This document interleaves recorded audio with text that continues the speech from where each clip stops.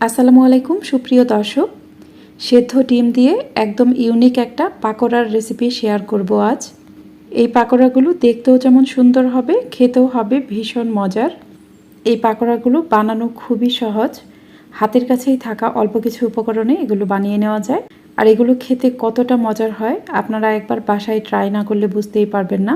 আপনারা অবশ্যই ভিডিওটি শুরু থেকে শেষ পর্যন্ত দেখবেন। আশা করছি আজকের রেসিপি আপনাদের কাছে ভালো লাগবে।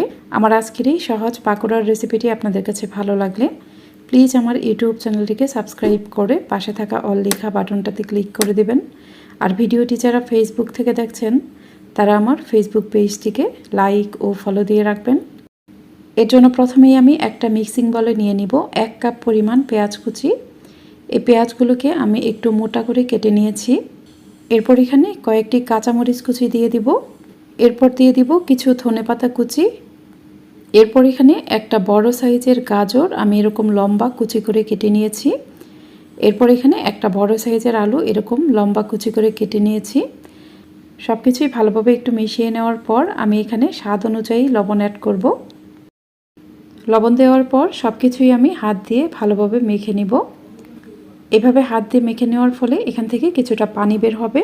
এর ফলে আমরা পরবর্তীতে যখন এই পাকোড়াগুলো আবারও মেখে নেব তখন এখানে এক্সট্রা কোনো পানি অ্যাড করার প্রয়োজন হবে না।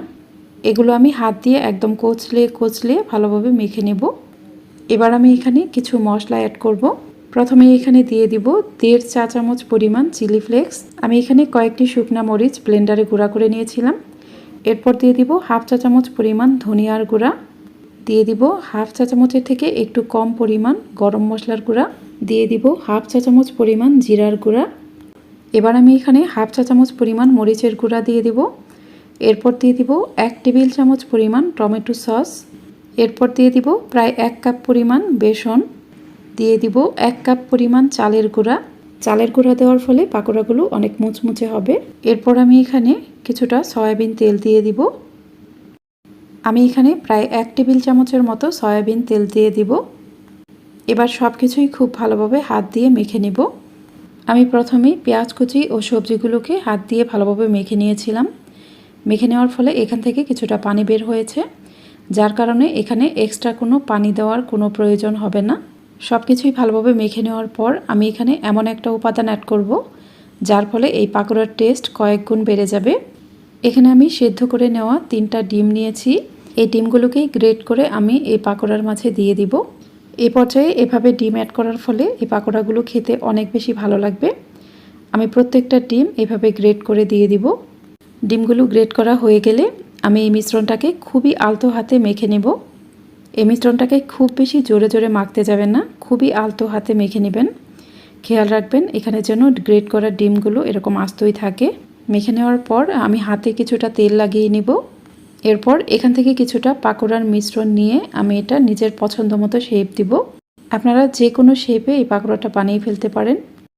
আমি পাকোড়াগুলোকে এরকম একটু লম্বাটে শেপ করে বানিয়ে নিব।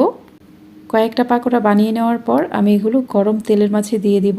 পাকোড়াগুলোকে আমি ডুবো তেলে ভাজবো, তাই আমি এখানে কিছুটা তেল গরম করে নিয়েছি। এখানে তেলটা খুব বেশি গরম করা যাবে না, এ পর্যায়ে তেলটা মিডিয়াম গরম থাকতে হবে। তেলটা খুব বেশি গরম থাকলে কিন্তু পাকোড়াগুলোর উপরে কালার চলে আসবে, ভেতরটা পারফেক্টভাবে হবে না।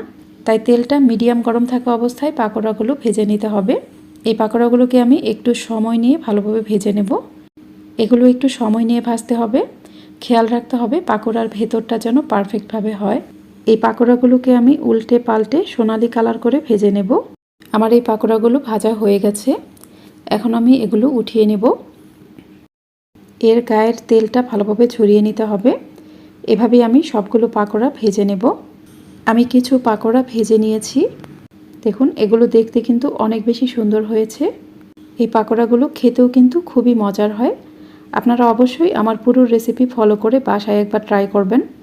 এই পাকোড়াগুলোকে আপনারা রমজানের ইফতারিতে অথবা বিকেলের নাস্তায় চায়ের সাথে পরিবেশন করতে পারেন।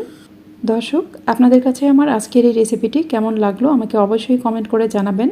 আর রেসিপিটি ভালো লাগলে আমার ইউটিউব চ্যানেলটিকে সাবস্ক্রাইব করে পাশে থাকা অল লেখা বাটনটাতে ক্লিক করে দেবেন।